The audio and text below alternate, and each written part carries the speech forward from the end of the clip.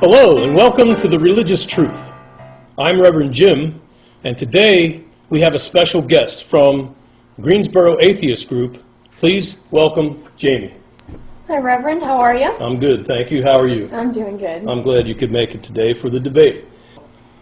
I understand the Bible thoroughly, I understand God, and I'm pretty sure, no doubt, I can answer your questions. So let's have at it. Let me pose this question then. Why would God allow me to be born if he knew I was going to become an atheist and he would have to burn me in a lake of fire for all eternity? Okay. God allowed you to be born because he loves you. He gave you the gift of free will. You can choose a path back to God. And so all you need to do is use your gift of free will. Well, first of all, I have researched Scripture, and free will can't be found in here anywhere. Nowhere. Nowhere. And you've looked at every word. Every single word.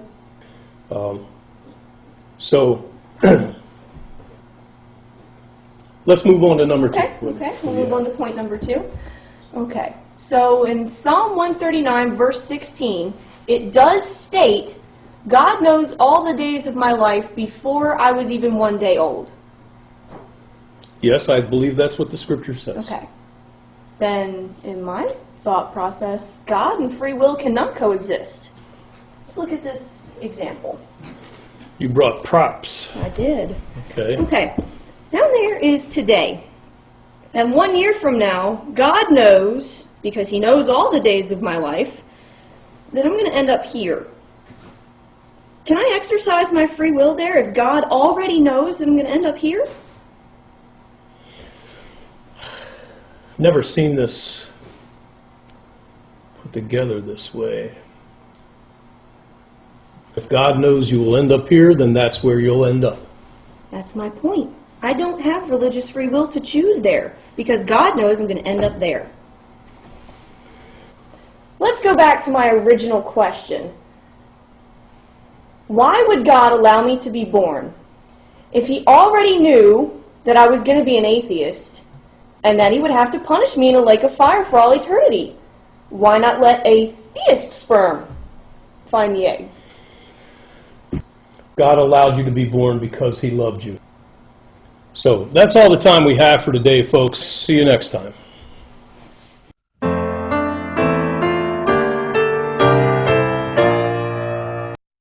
Hello, JR. Okay, now I hear people talking about the atheist experience Yes. on this local channel. You spread this illogical information to people on the air. Okay, now if you would go out, when you go outside, look at the clouds, look at the trees, look at the birds, then ask yourself, how does all this exist? Well, according to you, it came from a supernatural thing that that has no physical representation, which needed no cause to exist. Well, I have sympathy for you, sir. After you pass away, well, I appreciate you your sympathy. You will reap what you're sowing. Okay, so now you're... Whoa! Hi, everybody. Hi, ladies and gentlemen, Sir, Jeff D. After Sir, you pass excuse me, away sir. and leave Would you please apologize for that insult? Where do you get off threatening us that something bad is going to happen to us I'm after only we die? telling you the truth, How sir. dare you?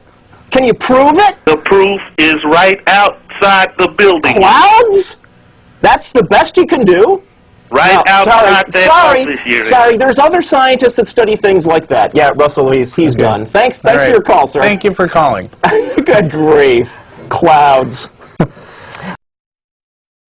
Now, Pat Robertson is hideous in his dealings with Haiti in a couple of different ways. One, he's going to use this as an opportunity to raise money for his own organization. Now, he's saying it's going to Haiti. I hope regulators are all over that, because we've done stories before when he claims, oh, yeah, I'm going to go help Africa. And then it turns out it actually went to buy helicopters for his diamond mines in Africa. This is unreal. Let's watch.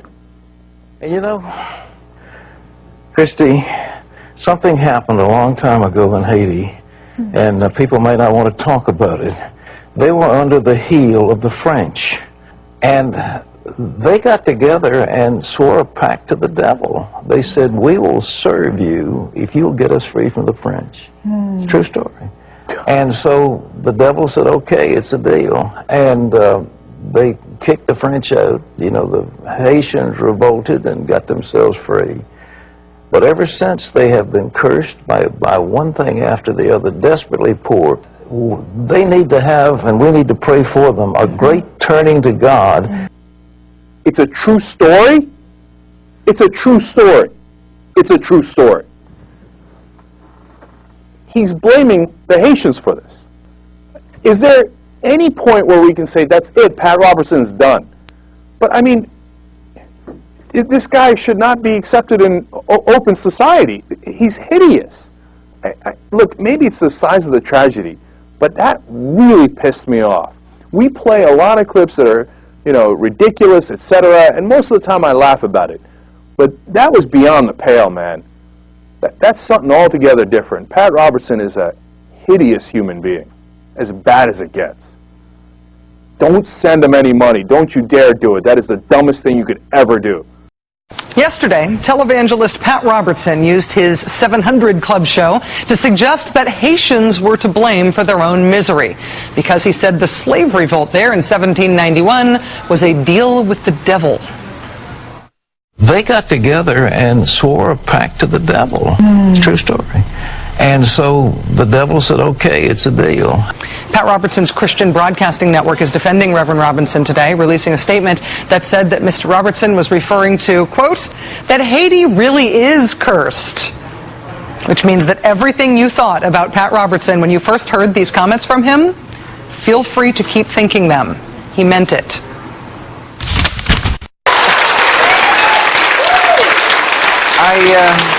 I don't get it. In other fields outside of government, elite is a good thing. But in politics, elite is bad. The elite aren't down to earth and accessible like you and me and President Shit-for-Brains. Which is fine, except that whenever there's a Bush administration scandal, it always traces back to some incompetent political hack appointment. And you think to yourself, where are they getting these screw-ups from? Well, now we know. From Pat Robertson. I'm not kidding. Take Monica Goodling, who before she resigned last week because she's smack in the middle of the U.S. Attorney scandal, was the third-ranking official in the Justice Department of the United States. She's 33 years old, and though she never even worked as a prosecutor, she was tasked with overseeing the job performance of all 93 U.S. attorneys. How do you get to the top that fast? Harvard? Princeton? No, Goodling did her undergraduate work at Messiah College, and then went on to attend Pat Robertson's law school. Yes, Pat Robertson, the man who said that the presence of gay people at Disney World would cause earthquakes, tornadoes, and possibly a meteor, has a law school. U.S. News and World Reports, which does the definitive ranking of colleges, lists Regent as a Tier 4 school, which is the lowest score it gives. It's not a hard school to get into. You have to renounce Satan and draw a pirate on a matchbook. Now, would you care to guess how many graduates of this televangelist diploma bill work in the Bush administration? 150. And you wonder why things are so messed up? We're talking about a top Justice Department official who went to a college funded by a TV host. And where better to find people dumb enough to believe in George Bush than Pat Robertson's law school? And by the way, the lawyer Monica Goodling just hired to keep her ass out of jail went to a real law school. But ladies and gentlemen, this is a fascinating book. If you want to, you better take your blood pressure medicine before you read it. But it's The Professors, the 101 most dangerous academics in America, and that's just a short list of the 40,000 of them. They're like termites that have worked into the woodwork of our academics.